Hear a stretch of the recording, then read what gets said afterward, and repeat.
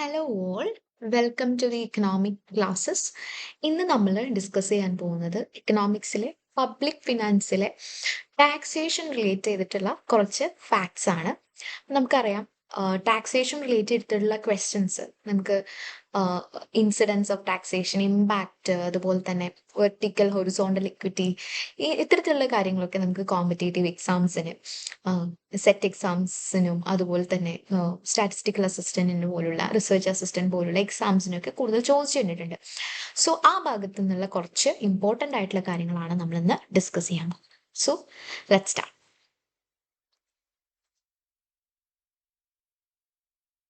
So public revenue നമുക്കറിയാം, tax എന്ന് പറയുന്നത് എന്താണ്? It's A part of public revenue അല്ലേ? So and what is public revenue? ഇപ്പൊ ടാക്സിനെ കുറിച്ച് പഠിക്കുന്നതിന് മുൻപ് എന്താണ് പബ്ലിക് റവന്യൂ എന്ന് നമ്മൾ അറിഞ്ഞിരിക്കണം. എന്താണ് പബ്ലിക് റവന്യൂ എന്ന് പറയുന്നത്? It is an income received by the government through its sources. അതായത് ഗവൺമെന്റിന് കിട്ടുന്ന ഇൻകത്തിനെയാണ് നമ്മൾ എന്തെന്ന് പറയുന്നത്? പബ്ലിക് റവന്യൂ എന്ന് പറയുന്നത്. ഓക്കെ, അപ്പൊ പബ്ലിക് റവന്യൂ എന്ന് പറഞ്ഞാൽ എന്താണ്? It is an income received by the government through its resources. അപ്പം ഗവൺമെന്റ് പല രീതിയിൽ ആ ഇൻകം റേസ് ചെയ്യുന്നുണ്ട്. അതിനുള്ള രണ്ട് മാർഗങ്ങളാണ്. ഒന്ന് ടാക്സ് റവന്യൂ, അടുത്തത് non tax revenue. So tax റവന്യൂയിലൂടെയും non tax റവന്യൂയിലൂടെയാണ് എന്ത് ചെയ്യുന്നത്? നമ്മുടെ ഗവൺമെന്റ് പബ്ലിക് റവന്യൂ റേസ് ചെയ്യുന്നത്. ഈ പബ്ലിക് റവന്യൂ ആണ് എന്ത് ചെയ്യുന്നത്? നമ്മുടെ സോഷ്യൽ വെൽഫെയർ ആക്ടിവിറ്റീസിന്, പെൻഷൻ കൊടുക്കാനായിട്ട്, സ്കോളർഷിപ്പ് കൊടുക്കാനായിട്ട്, പബ്ലിക് യൂട്ടിലിറ്റീസിന്, അതുപോലെ തന്നെ പബ്ലിക് ഇൻഫ്രാസ്ട്രക്ചർ ഒക്കെ ഡെവലപ്മെന്റിനൊക്കെ ഗവൺമെന്റ് യൂസ് ചെയ്യുന്നത് ഇത്തരത്തിലുള്ള റവന്യൂവിൽ നിന്നും കിട്ടുന്ന, അല്ലെങ്കിൽ സോഴ്സ് ഇത്തരത്തിൽ നിന്നുള്ള ഇൻകം ആണ്. എന്ന് പറഞ്ഞാൽ എന്താണ് ടാക്സ് റവന്യൂ? നമുക്കറിയാം, ടാക്സ് റവന്യൂ എന്ന് പറഞ്ഞാൽ എന്താണ്? ടാക്സിലൂടെ കളക്ട് ചെയ്യുന്ന റവന്യൂ ആണ് tax revenue. Okay, and what is tax? ആ tax R the compulsory payment അല്ലേ? ഒരു കമ്പൽസറി പേയ്മെന്റ് ആണ്. നമ്മൾ എന്തെങ്കിലും ചെയ്യുന്നുണ്ടെങ്കിൽ ടാക്സ് കൊടുക്കുക, അല്ലെങ്കിൽ നമ്മൾ എന്തെങ്കിലും ഉപയോഗിക്കുന്നുണ്ടെങ്കിൽ അതിന് ടാക്സ് കൊടുക്കുക എന്നുള്ളത് ഒരു കമ്പൽസറി, ഒരു സിറ്റിസൺ എന്ന നിലയിൽ അതൊരു കമ്പൽസറി പേയ്മെന്റ് ആണ്. നമ്മൾ ഇൻകം ടാക്സ് കൊടുക്കുന്നുണ്ട്, സർവീസ് ടാക്സ് ആയിട്ടുള്ള GST കൊടുക്കുന്നുണ്ട് അല്ലെ, ടോള്, നമ്മൾ റോഡ് യൂസ് ചെയ്യുമ്പോൾ നമ്മൾ ടോൾ ടാക്സ് കൊടുക്കുന്നുണ്ട്. അപ്പോൾ ഇതെന്താണ്? ഒരു കമ്പൽസറി പേയ്മെന്റ് ആണ്. നമുക്ക് അതിൽ നിന്നും ഒഴിഞ്ഞു മാറാനായിട്ട് സാധിക്കില്ല. So these are the compulsory payment which are collected to do something for a common. ആ യൂസ് അത് എന്താണ്? ആ കോമൺ ആയിട്ട് ഗവൺമെന്റ് യൂസ് ചെയ്യാണ് ചെയ്യുന്നത്. ആ ടാക്സ് കളക്ട് ചെയ്ത്, നമുക്കറിയാം, നമ്മളിൽ നിന്ന് ടാക്സ് കളക്ട് ചെയ്തിട്ട് അത് ടാക്സ് മൊബിലൈസ് ചെയ്ത് അത് വേറെ വെൽഫെയർ ആക്ടിവിറ്റീസിന് ഗവൺമെന്റ് യൂസ് ചെയ്യും, നമുക്ക് തന്നെ തിരിച്ചു തരികയാണ് ചെയ്യുന്നത് അല്ലേ? രണ്ട് തരത്തിലുള്ള ടാക്സ് ആണുള്ളത്, ഡയറക്റ്റ് ടാക്സും ഇൻഡയറക്റ്റ് ടാക്സും. എന്താണ് ഡയറക്റ്റ് ടാക്സ് എന്ന് പറഞ്ഞു കഴിഞ്ഞാൽ? നമുക്കറിയാം, നമ്മുടെ ഇൻകം ലെവലിന്റെ മേലെ ടാക്സ് ചുമത്തുവാണ് എങ്കിൽ അതിന് നമുക്ക് ഇൻകം ടാക്സ് എന്ന് പറയാം. ഓക്കെ, ഇപ്പം income tax, sorry, direct tax എന്ന് പറയാം. For example, income tax, corporate tax അല്ലെ? കോർപ്പറേറ്റ് ടാക്സ് എന്ന് പറയുമ്പോൾ എന്താണ്? കോർപ്പറേറ്റ് കമ്പനീസിന്റെ പ്രോഫിറ്റിന് മേലെ ചുമത്തുന്ന ടാക്സ്, പ്രോപ്പർട്ടി ടാക്സ്. അപ്പൊ ഇത്തരത്തിലുള്ള ഡയറക്റ്റ് ടാക്സസ് നമ്മൾ ചുമത്തുന്നു. ഓക്കെ, ഗവൺമെന്റ് ഈടാക്കുന്നു. അതെന്താണ്? ഇൻകം ലെവൽസിന് മേലെയാണ് അല്ലെ? ഇനി ഇൻഡയറക്റ്റ് ടാക്സ് എന്ന് പറഞ്ഞു കഴിഞ്ഞാലോ, ആ അത് നമ്മുടെ ഇൻകത്തിൽ, ഡയറക്ട്ലി നമ്മുടെ ഇൻകത്തിലല്ല, പക്ഷെ നമ്മൾ എന്തെങ്കിലും പർച്ചേസ് ചെയ്യാണ് അല്ലെ, നമ്മൾ എന്തെങ്കിലും കൺസ്യൂം ചെയ്യുകയാണെങ്കിൽ അതിന് നമ്മൾ കൊടുക്കേണ്ട ടാക്സ് ആണ് ഇൻഡയറക്റ്റ് ടാക്സ് എന്ന് പറയുന്നത്. ഡയറക്ട്ലി നമ്മുടെ ഇൻകം അല്ല, പക്ഷെ എന്താണ്? കൺസംഷൻ ലൂടെ, അല്ലെങ്കിൽ ആളുകൾ കൺസ്യൂം ചെയ്യാണ്, കൺസംഷൻ ആക്ടിവിറ്റീസിന്റെ മേലാണ് അവിടെ ഒരു ഇൻകം ചുമത്തുന്നത്. അപ്പൊ ഇത്തരത്തിലുള്ള ഇൻകത്തിന് നമ്മൾ ഇൻകം ഇൻഡയറക്റ്റ് ടാക്സ് എന്ന് പറയും. അതിന് ഉദാഹരണമാണ് എന്ത്? GST എന്ന് പറയുന്നത്. ഓക്കെ, നെക്സ്റ്റ് ആണ് non tax revenue. Non tax revenue എന്ന് പറഞ്ഞാൽ റവന്യൂ അതർ ദാൻ ടാക്സ് അല്ലെ? Revenue collector through fees, administration revenues, then finds, etcetera. ഇപ്പം അതായത് ടാക്സ് അല്ലാത്ത റവന്യൂവിനെയൊക്കെ നമ്മൾ നോൺ ടാക്സ് റവന്യൂവിലാണ് ഉൾപ്പെടുത്തുന്നത്. ഇപ്പൊ നമ്മളോട് എന്തെങ്കിലും പിഴ ചുമത്തുന്നത്, അതുപോലെ തന്നെ നമ്മളിപ്പോൾ എന്തെങ്കിലും ഒരു ഫോർ എക്സാമ്പിൾ നമ്മൾ ഇൻകം സർട്ടിഫിക്കറ്റ്, അതുപോലെ തന്നെ കാസ്റ്റ് സർട്ടിഫിക്കറ്റിനൊക്കെ നമ്മൾ 15 റുപ്പീസ് അല്ലെങ്കിൽ 10 റുപ്പീസ് നമ്മൾ പേയ്മെന്റ് നടത്താറുണ്ട് അല്ലേ? അതുപോലെ തന്നെ നമ്മൾ എന്തെങ്കിലും ഒരു സർട്ടിഫിക്കറ്റ്സിന് അപ്ലൈ ചെയ്യുന്നതിന് വേണ്ടിയിട്ട് നമ്മൾ ഒരു പേയ്മെന്റ് കൊടുക്കുന്നത്. അതുപോലെ തന്നെ എന്താണ്, ഇപ്പം ഗവൺമെന്റിന്റെ ആക്ടിവിറ്റീസ്, ഇപ്പൊ റെയിൽവേയിൽ നമുക്കറിയാം, നമുക്ക് ടിക്കറ്റിന് നമ്മൾ പൈസ കൊടുക്കണം അല്ലെ? അതിന്ന് പബ്ലിക് സെക്ടർ അണ്ടർടേക്കിങ്സിൽ നിന്നുള്ള, അതുപോലെ തന്നെ എന്താണ്, പലതരത്തിലുള്ള ഫീസായിട്ടും ഫൈൻസ് ആയിട്ടും ഇൻട്രസ്റ്റ് ഗവൺമെന്റ് കൊടുത്തിട്ടുള്ള ഇൻട്രസ്റ്റിൽ നിന്നും ഗവൺമെന്റ് കിട്ടുന്ന ലോൺസ് വഴിയൊക്കെ എന്താണ് ഗവൺമെന്റിന് ഇൻകം കിട്ടുന്നു. അപ്പോൾ ഈ tax revenue non tax revenue ആണ് രണ്ട് important sources of public revenue എന്ന് പറയുന്നത്. Okay, next types of tax system. നമ്മൾ മെയിനായിട്ടും 4 തരത്തിലുള്ള ടാക്സ് സിസ്റ്റത്തെ പറ്റിയാണ് നമുക്ക് പഠിക്കാനുള്ളത്. ഓക്കെ, എന്താണ് progressive tax system, regressive tax system, proportional tax system and ഡിഗ്രസീവ് tax system. അപ്പോൾ നമ്മൾ കൂടുതലും എന്താണ് ഇന്ത്യയിലൊക്കെ കുറച്ചും കൂടെ പ്രോഗ്രസീവ് ആയിട്ടുള്ള ടാക്സ് സിസ്റ്റമാണ് യൂസ് ചെയ്യുന്നത്. ഓക്കെ, അപ്പോൾ എന്താണ് പ്രോഗ്രസീവ് ടാക്സ് സിസ്റ്റം, എന്താണ് റിഗ്രസീവ് ടാക്സ് സിസ്റ്റം? ഇത് എക്സാംസ് പോയിന്റ് ഓഫ് വ്യൂവിൽ വളരെ ഇമ്പോർട്ടൻ്റ് ആണ്. ഓക്കെ, നമുക്ക് ഓരോന്നും നോക്കാം. അപ്പം ആദ്യം നമ്മൾ പഠിക്കാൻ പോകുന്നത് പ്രൊപ്പോർഷണൽ ടാക്സേഷൻ ആണ്. എന്താണ് പ്രൊപ്പോർഷണൽ ടാക്സേഷൻ എന്ന് പറഞ്ഞാൽ അതായത് ഈക്വൽ പ്രപ്പോർഷൻ ആണ് നമ്മൾ ടാക്സ് കൊടുക്കേണ്ടത്. ഉദാഹരണത്തിന് ഞാൻ പറയാണ്, 10% ആണ് ടാക്സ് റേറ്റ് എങ്കിൽ അത് യൂണിഫോം ആയിരിക്കും. ഓക്കെ, ഇപ്പൊ എൻ്റെ ഇൻകം 1000 ആയിക്കോട്ടെ, അല്ലെങ്കിൽ എൻ്റെ നെയ്ബറിന്റെ ഇൻകം 2000 ആയിക്കോട്ടെ, അല്ലെങ്കിൽ എത്ര വാട്ട് എവർ ദ ഇൻകം, അത് എന്ന മാറ്ററേ അല്ല. അവിടെ എന്താണ് ടാക്സ് എന്ന് പറയുന്നത് ഒരു 10% ആണ് എങ്കിൽ അത് ഫിക്സഡ് റേറ്റിലായിരിക്കും. ഓൾ ഇൻകം ഗ്രൂപ്പ്സ് അല്ലെ, all income groups are paid the 10% of tax to the government. അപ്പോൾ അതിനെയാണ് നമ്മൾ പ്രൊപ്പോർഷണൽ ടാക്സേഷൻ എന്ന് പറയുന്നത്. Okay, all incomes are taxed at a uniform rate. So here the tax rate at which the taxation remain the same. ഇവിടെ നമ്മൾ ഒരു diagram കാണിച്ചിട്ടുണ്ട്.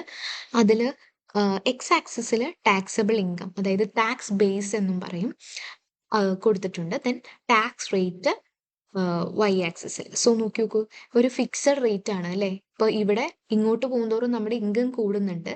So income കൂടുമ്പോഴും എന്താണ് the tax rate remain the same. 10% അല്ലെങ്കിൽ 5% അല്ലെങ്കിൽ 2%, എത്രയാണോ അവിടെ യൂണിഫോം റേറ്റ് ആയിരിക്കും. ഓക്കെ, അവിടെ എന്താണ് ഒരാളുടെ ഇൻകം അവിടെ ഒരു മാറ്ററേ അല്ല. അത് എത്രയോ ഇൻകം ആയിക്കൊള്ളട്ടെ, അല്ലെങ്കിൽ എത്ര ഇൻകം ഉള്ള ആയാലും എന്താണ് ഒരു ഫിക്സഡ് റേറ്റ് തന്നെയായിരിക്കും കൊടുക്കേണ്ടി വരിക. അതിനെയാണ് പ്രൊപ്പോർഷണൽ ടാക്സ് റേറ്റ് എന്ന് പറയുന്നത്. അപ്പൊ ടാക്സ് റേറ്റ് എന്താണ് same for all tax bases. Okay, അല്ലെങ്കിൽ all incomes are taxed at a uniform rate. Next, progressive taxation. എന്താണ് പ്രോഗ്രസീവ് ടാക്സേഷൻ? ഇവിടെ നമ്മുടെ ടാക്സ് ബേസ് കൂടുന്നതിനനുസരിച്ച്, അതായത് ഇൻകം കൂടുന്നതിനനുസരിച്ച് എന്താണ് ടാക്സ് റേറ്റും കൂടുന്നു. ഇപ്പൊ നോക്ക്, ഇവിടെ ഇപ്പം ഈ പോയിന്റിൽ ഒരു 10,000 ആണ് ഇൻകം എന്ന് വിചാരിക്കാൻ. സോ അയാൾക്ക് എത്ര 1% ഓഫ് ഇൻകം ആണ്. അയാളുടെ 10%ന്റെ 1% അയാൾ ടാക്സ് കൊടുക്കണം. സോ ഇവിടെ 1% ആണ് tax rate. Then his income increases to 20%. അപ്പൊ 2% ആയിട്ട് ടാക്സ് കൊടുക്കണം. അപ്പൊ നമ്മുടെ ഇൻകം ഇൻക്രീസ് ചെയ്യുന്നതിനനുസരിച്ച് എന്ത് സംഭവിക്കും? Yes, tax rate will B increases. So the marginal rate of tax rises as income increases. അപ്പൊ എന്താണ് higher the income higher should be the taxation. അപ്പൊ ഇൻകം കൂടുന്നതിനനുസരിച്ച് എന്താ കണ്ടോ, ഇൻകം കൂടുന്നതിനനുസരിച്ച് നമ്മുടെ ടാക്സ് റേറ്റും കൂടിക്കൊണ്ടിരിക്കും. അതാണ് എന്തെന്ന് പറയുന്നത്, യെസ്, പ്രോഗ്രസീവ് ടാക്സേഷൻ. ഇപ്പൊ നമ്മുടെ ഇപ്പൊ ഇവിടെ എൻ്റെ ഇൻകം ഇങ്ങോട്ട് കൂടിക്കൊണ്ടിരിക്കുന്നതിനനുസരിച്ച് എന്താണ് എൻ്റെ ടാക്സ് റേറ്റും കൂടിക്കൊണ്ടിരിക്കും. ഒരു ഇതിനെയാണ് നമ്മൾ പ്രോഗ്രസീവ് ടാക്സേഷൻ എന്ന് പറയുന്നത്. So progressive taxation is basically based on equity principle. ഒരു ഇക്വിറ്റി പ്രിൻസിപ്പിളിന് അല്ലേ, അതായത് നമുക്ക് എത്രയാണോ ഇൻകം ഉള്ളത് അതിനനുസരിച്ച് നമ്മൾ ടാക്സ് കൊടുത്താൽ മതി. ഇവിടെ ഒരു ഇക്വിറ്റി പ്രിൻസിപ്പിളിനെ ബേസ് ചെയ്തിട്ടാണ് ഇവിടെ ഉള്ളത്. Okay, so progressive taxation is based on an equity principle. Okay, അത് ഇമ്പോർട്ടൻ്റ് ആണ്, ഓർത്തു വയ്ക്കാം.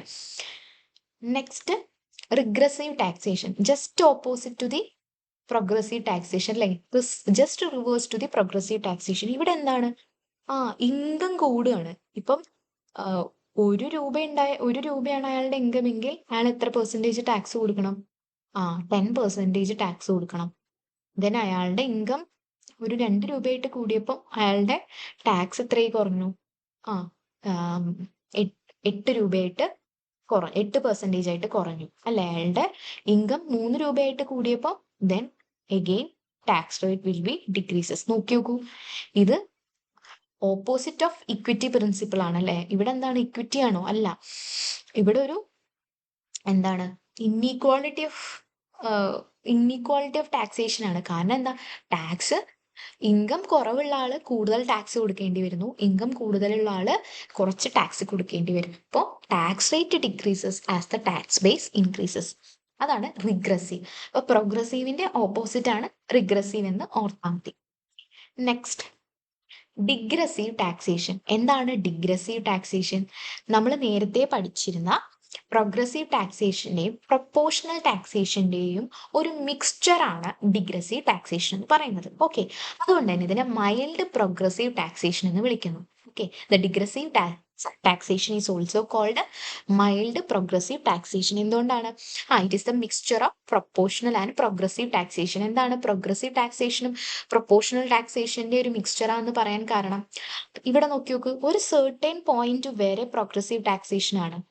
പക്ഷെ ഒരു ലിമിറ്റ് കഴിഞ്ഞപ്പോൾ എന്താണ്, ടാക്സ് റിമെയിൻ ദി സെയിം അല്ലേ, ഒരു യൂണിഫോം റേറ്റ്, ഒരു ഫ്ലാറ്റ് റേറ്റിലാണ് പിന്നെ ടാക്സ് കൊടുക്കുന്നത്. പിന്നെ അവിടെ ഇൻകം എത്ര കൂടുന്നു എന്നത് എന്താണ്, കൺസേണേ അല്ല, അവിടെ അതൊരു മാറ്ററേ അല്ല അവിടെ. പക്ഷെ ടാക്സ് റേറ്റ് എന്ന് പറയുന്നത് എന്താണ്, ഫിക്സഡ് ആയിട്ട് തന്നെ തുടരും. ഇപ്പോൾ ഫോർ എക്സാമ്പിൾ ഞാൻ പറയാണ്, 10,000 ഇൻകം ഉള്ള ആൾക്ക് 1% ടാക്സ് അയാളുടെ ഇൻകത്തിന് മേലെ ചുമത്തി, 20,000 ഇൻകം ഉള്ള ആൾക്ക് 2%, 30,000 ഇൻകം ഉള്ള ആൾക്ക് 3%, 40,000 ഇൻകം ഉള്ള ആൾക്ക് 4%, ദെൻ 5,000 ഇൻകം ഉള്ള ആൾക്ക് 50,000 ഇൻകം ഉള്ള ആൾക്ക് 5% ഓഫ് ടാക്സ് ചുമത്തി. ദെൻ പിന്നെ 60,000 ഇൻകം ആയപ്പോൾ എന്താണ്, എഗെയിൻ ഇറ്റ് ഇസ് 5%. പിന്നെ 70,000 ആയപ്പോഴും അത് 5% തന്നെയാണ്. 80,000 ആയപ്പോഴും അത് 5% തന്നെയാണ്. ആ 5% പിന്നെ അവിടെ ഫിക്സഡ് ആക്കി വെക്കാൻ ഒരു സെർട്ടൈൻ ലിമിറ്റ് കഴിഞ്ഞാൽ എന്ത് ചെയ്യുന്നില്ല, ടാക്സ് റേറ്റ് ഇൻക്രീസ് ചെയ്യുന്നില്ല. അത് ഫ്ലാറ്റ് റേറ്റിൽ അല്ലെങ്കിൽ ഒരു കോൺസ്റ്റന്റ് റേറ്റ് ആയിട്ട് തുടരുന്ന ഒരു സിറ്റുവേഷനാണ് ഡിഗ്രസീവ് ടാക്സേഷൻ എന്ന് പറയുന്നത്. ഓക്കെ, അപ്പോൾ in degressive taxation a tax may be progressive up to a certain limit. After that it may be charged at a flat rate. ഒരു സെർട്ടൈൻ റേറ്റ് വരെ, ലിമിറ്റ് വരെ എന്ത് ചെയ്യുന്നു, അത് പ്രോഗ്രസീവ് ആയി തുടരും. ദെൻ ആ ഒരു പോയിന്റ് എത്തിക്കഴിഞ്ഞു കഴിഞ്ഞാൽ after that it may be charged at a constant rate. So that is degressive taxation. അപ്പൊ നമ്മൾ ഇവിടെ എന്തൊക്കെ പഠിച്ചു? പ്രൊപ്പോർഷണൽ ടാക്സേഷൻ, അതായത് ഒരു കോൺസ്റ്റന്റ് റേറ്റിൽ ടാക്സ് ചുമത്തുന്നു, യൂണിഫോം റേറ്റിൽ ടാക്സ് ചുമത്തുന്നു. അവിടെ ഇൻകം എന്ന് പറയുന്നത് എന്താണ്, എത്ര ആയിക്കൊള്ളട്ടെ, ടാക്സ് എന്ന് പറയുന്നത് റിമെയിൻ ദ സെയിം ആയിരിക്കും. ദെൻ പ്രോഗ്രസീവ് ടാക്സേഷൻ, ഇൻകം കൂടുമ്പോൾ ടാക്സ് കൂടുന്നു. ഓക്കെ, റിഗ്രസീവ് ടാക്സേഷൻ എന്ന് പറയുന്നത് എന്താണ്, ഇൻകം കൂടുമ്പോൾ ടാക്സ് കുറയുന്നു. Just reverse of progressive taxation. Tax rate decreases as tax base increases. Next, degressive taxation it is a mixture of progressive and proportional taxation. ആദ്യം progressive ആയിട്ട് തുടരും, ഒരു സെർട്ടൻ ലിമിറ്റ് കഴിയുമ്പോൾ എന്താണ്, charged at a flat rate or uniform rate. Okay, next നമ്മൾ പഠിക്കാൻ പോകുന്നത് horizontal equity and vertical equity. എന്താണ് ഈ ടാക്സിന്റെ കേസസിൽ എന്താണ് vertical equity and horizontal equity എന്ന് പറയുന്നത്? ഒരു ഇക്വിറ്റി പ്രിൻസിപ്പിൾസിന്റെ അല്ലെങ്കിൽ ഇക്വിറ്റി പ്രിൻസിപ്പിളിന്റെ ഒരു രണ്ട് ഡൊമെയിൻസ് ആണ് horizontal equity and vertical equity എന്ന് പറയുന്നത്. നമുക്കറിയാം, നമ്മൾ ഒരു ഇൻകം ഗ്രൂപ്പിനെ ടാക്സ് കൊടുക്കുകയാണ്, ടാക്സ് ചുമത്താണ്. Okay, large income group more tax, small income group small tax അല്ലേ. ഇപ്പൊ നമ്മൾ ഇന്ത്യയിൽ എങ്ങനെയാണ് ഇൻകം ടാക്സ് എങ്ങനെയാണ് ചുമത്തുന്നത്? ഒരു പെർട്ടിക്കുലർ ഇൻകം ഗ്രൂപ്പിന് ഹയർ ടാക്സ് പേ ചെയ്യേണ്ടി വരും, because their income is high. അതേസമയം വേറെ ഒരു ഗ്രൂപ്പിന് എടുക്കുകയാണെങ്കിൽ ആ ഗ്രൂപ്പിന് സെയിം ടാക്സ് ആയിരിക്കും ഇല്ല. സോ ഇൻകം ഡിഫറൻസിനനുസരിച്ച്, അവർ ഏൺ ചെയ്യുന്ന ഇൻകത്തിനനുസരിച്ച് എന്താണ്, അവരുടെ ടാക്സ് റേറ്റിൽ ഡിഫറൻസ് ഉണ്ടാവും. അപ്പൊ അത്തരത്തിലുള്ള ടാക്സ് എന്താണ്, ഒരു ഇതിനെയാണ് നമ്മൾ പറയുന്നത് വേർട്ടിക്കൽ ഇക്വിറ്റി എന്ന് പറയുന്നത്. ഓക്കെ, ഇത്തരത്തിലുള്ള മെത്തേഡിനെയാണ് നമ്മൾ വേർട്ടിക്കൽ ഇക്വിറ്റി എന്ന് പറയുന്നത്. ഹൊറിസോണ്ടൽ ഇക്വിറ്റി എന്താണ്, equal treatment of the people in equal position. അവിടെ എന്താണ്, അവിടെ എല്ലാവർക്കും ഒരേ രീതിയിലായിരിക്കും ടാക്സ് ഉണ്ടാവുക. അവിടെ എന്താണ്, ഹയർ ഇൻകം ലോ ഇൻകം അങ്ങനെയില്ല. What ever the income equal the okay, equal treatment of the people in equal position. അതിനെയാണ് നമ്മൾ ഹോറിസോണ്ടൽ ഇക്വിറ്റി എന്ന് പറയുന്നത്. ഓക്കെ, അപ്പോൾ ഹൊറിസോണ്ടൽ ഇക്വിറ്റി എന്ന് പറഞ്ഞാൽ all citizen should pay an equal rate of tax to the government. Okay, all citizens should pay equal tax. That is horizontal equity. Vertical equity means large income group pay more tax than the small income group. Small income group pay less tax than the more income group or large income group. That is vertical equity. So horizontal equity is applicable in the case of consumption അല്ലേ? കൺസംഷന്റെ കേസസിൽ, ഇപ്പൊ GSTന്റെ കേസസിൽ നമ്മൾ consume ചെയ്യുന്ന tax നമ്മൾ കൊടുത്താൽ മതി. ഇപ്പം ഞാനൊരു high income ഉള്ള ഒരാളാണ്. ഓക്കെ, പക്ഷെ ഞാനൊരു ചായ കുടിച്ചു. ഒരു ഹോട്ടലിൽ നിന്ന് ഒരു ചായ കുടിച്ചു. സോ എനിക്ക് 10 രൂപയാണ് ചായക്ക് എന്ന് വിചാരിക്കുക. സോ 1 റുപ്പിയാണ് ഞാൻ അവിടെ GST കൊടുക്കേണ്ടതെന്ന് വിചാരിക്കുക. ഞാൻ കൊടുക്കുന്ന അതേ റേറ്റ് തന്നെയാണ് അവിടെ ഒരു സാധാരണക്കാരൻ അല്ലെങ്കിൽ ഒരു പാവപ്പെട്ട അത്രയും ഇൻകം ഇല്ലാത്ത ഒരാൾ ചായ കുടിച്ചാലും കൊടുക്കേണ്ടത്. എനിക്ക് പൈസ ഇല്ലാത്ത ആളാണ്, അല്ലെങ്കിൽ എൻ്റെ ഇൻകം കുറവാണ്, അതുകൊണ്ട് ഞാൻ 1 രൂപ ടാക്സ് തരില്ല എന്ന് പറഞ്ഞാൽ അവിടെ നടക്കുമോ? ഇല്ല. പിന്നെ അതുപോലെ തന്നെ ടോൾ ടാക്സ് അല്ലേ? ഇപ്പൊ നമ്മള് റോട്ടിലൂടെ വണ്ടി ഓടിക്കുന്ന ആരാണെങ്കിലും എന്ത് കൊടുക്കണം? ടോൾ കൊടുക്കണം. ആ ടോൾ ടാക്സ് കൊടുക്കണം. അവിടെ എന്തില്ല, ഇൻകം ഉണ്ടോ ഇൻകം ഇല്ലേ എന്ന് അവിടെ നമ്മളെ ആ രീതിയിലല്ല നമ്മളെ ട്രീറ്റ് ചെയ്യുന്നത്. ഈക്വൽ ആണ്. അവിടെ ഹയർ ഇൻകം സ്മോളർ ഇൻകം എന്നുള്ള ഒരു ഡിവിഷൻ ഇല്ല. All people are pay equal tax. Okay, അവിടെ നമ്മളത് കൺസ്യൂം ചെയ്തിട്ടുണ്ടോ അല്ലെങ്കിൽ അത് യൂസ് ചെയ്തിട്ടുണ്ടോ എന്ന് മാത്രമാണ് നോക്കുന്നത്. അപ്പം ഈക്വൽ ട്രീറ്റ്മെന്റ് ആണ് നമുക്ക് കിട്ടുന്നത്. അതിനെയാണ് ഹൊറിസോണ്ടൽ ഇക്വിറ്റി എന്ന് പറയുന്നത്. അപ്പോൾ ടോൾ ടാക്സിനെ പറ്റി ചോദിച്ചു കഴിഞ്ഞാൽ ദാറ്റ് ഇസ് ഹൊറിസോണ്ടൽ ഇക്വിറ്റി അല്ലേ? Toll tax is based on, അല്ലെങ്കിൽ tax on consumption is based on horizontal equity ആണോ വെർട്ടിക്കൽ ഇക്വിറ്റി ആണോ എന്ന് ചോദിക്കും. അപ്പോൾ അത് ഹൊറിസോണ്ടൽ ഇക്വിറ്റി ആണ്. നമ്മളുടെ യൂസേജിനാണ് നമ്മളവിടെ ടാക്സ് കൊടുക്കുന്നത്. അവിടെ നമ്മുടെ ഇൻകം എന്ന് പറയുന്നത് മാറ്ററേ അല്ല.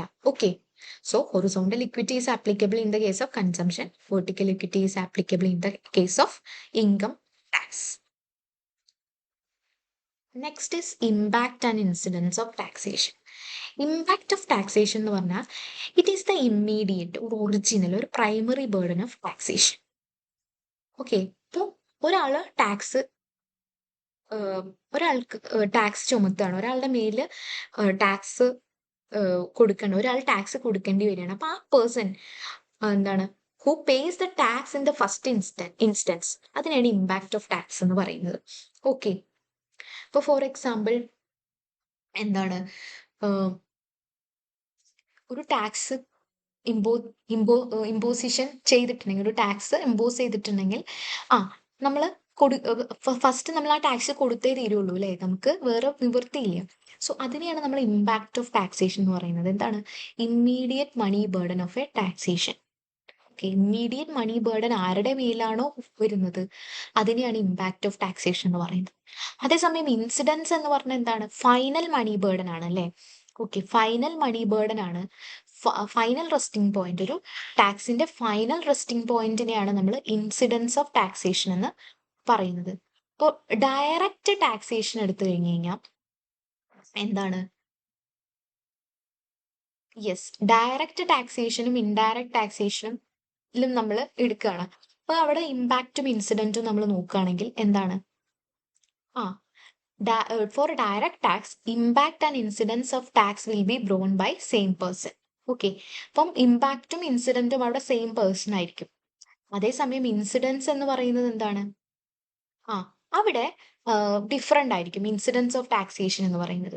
കാരണം ഫോർ എക്സാമ്പിൾ കൺസംഷനിൽ ഇപ്പൊ GSTയിലൊക്കെയാണ് നമുക്ക് ഇൻസിഡൻസ് എന്ന് പറയുന്നത്. അപ്പൊ ഇൻസിഡൻസ് നമുക്ക് എന്ത് ചെയ്യാൻ പറ്റില്ല? ഷിഫ്റ്റ് ചെയ്യാൻ പറ്റില്ല. പക്ഷെ ഇമ്പാക്റ്റ് നമുക്ക് ഷിഫ്റ്റ് ചെയ്യാം. ഇപ്പൊ പ്രൊഡക്ഷന്റെ മേൽ പ്രൊഡക്ഷന്റെ മേൽ ടാക്സ് ചുമത്തുകയാണ്. ഓക്കെ, അപ്പൊ ആ ഇമ്പാക്റ്റ് എന്ന് പറയുന്നത് അൾട്ടിമേറ്റ്ലി ആരാണോ ആ സാധനം ബൾക്കായിട്ട് മേടിച്ചത് അയാളുടെ മേലാണ് ആ ടാക്സ് ചുമത്തുന്നത്. ഇയാൾ എന്ത് ചെയ്യും? ഇപ്പോൾ നമ്മൾ ഫോർ എക്സാമ്പിൾ ഒരു കമ്പനി എടുക്കുകയാണ്. ഒരു കമ്പനി എടുത്തു കഴിഞ്ഞാൽ ആ കമ്പനിയിലെ എന്താണ് പ്രൊഡക്ഷൻ യൂണിറ്റിലേക്ക് കുറച്ച് സാധനങ്ങൾ മേടിച്ചു. ഓക്കെ. ആ സാധനം മേടിക്കുമ്പോൾ അവിടുത്തെ ഓണറാണ് അതിന് പൈസ കൊടുക്കുന്നത്. സോ അൾട്ടിമേറ്റ് ബേർഡൻ ആരുടെ കയ്യിലാണ്? ഇമ്മീഡിയറ്റ് ബേർഡൻ ആരാണ്? ആ ആ അവിടുത്തെ ആ ഓണറാണ് അല്ലേ? പക്ഷെ ഇയാൾ എന്ത് ചെയ്യും? ഇയാൾ ടാക്സ് കൊടുക്കുന്നു. സാധനം വാങ്ങി റോ മെറ്റീരിയൽസിന് സാധനം വാങ്ങി ബൾക്കായി എമൗണ്ട് ആയിട്ട് സാധനം വാങ്ങി അതിന് എമൗണ്ട് പേ ചെയ്യുന്നു, ടാക്സ് കൊടുക്കുന്നു. ദെൻ ഇയാൾ എന്ത് ചെയ്യാണ്? ഹയർ ടാക്സ് ഇയാൾക്ക് പേ ചെയ്യേണ്ടി വന്നു. ഇയാൾ അത് എങ്ങനെയൊക്കെ വാങ്ങും? ഒന്നല്ലെങ്കിൽ സാലറീസ് അല്ലേ? നമ്മുടെ അവിടുത്തെ എംപ്ലോയീസിന്റെ സാലറീസ് പിടിക്കും. അല്ലെങ്കിൽ എന്താണ് ആ പ്രോഡക്റ്റിന്റെ മേലെ ചുമത്തും. അപ്പൊ അതുകൊണ്ട് തന്നെ ഇയാൾ എന്ത് ചെയ്യുന്നുണ്ട്? ഈ ഇമ്പാക്ട് അയാളുടെ മേലുള്ള ടാക്സേഷന്റെ ഇമ്പാക്ട് അയാൾ ഷിഫ്റ്റ് ചെയ്യുന്നുണ്ട്. ഓക്കെ. അതുകൊണ്ടാണ് ഇമ്പാക്ട് എന്ത് ചെയ്യാൻ പറ്റും? ഷിഫ്റ്റ് ചെയ്യാൻ പറ്റും എന്ന് പറയുന്നത്. Impact can be shifted. Okay. And what is shifting means?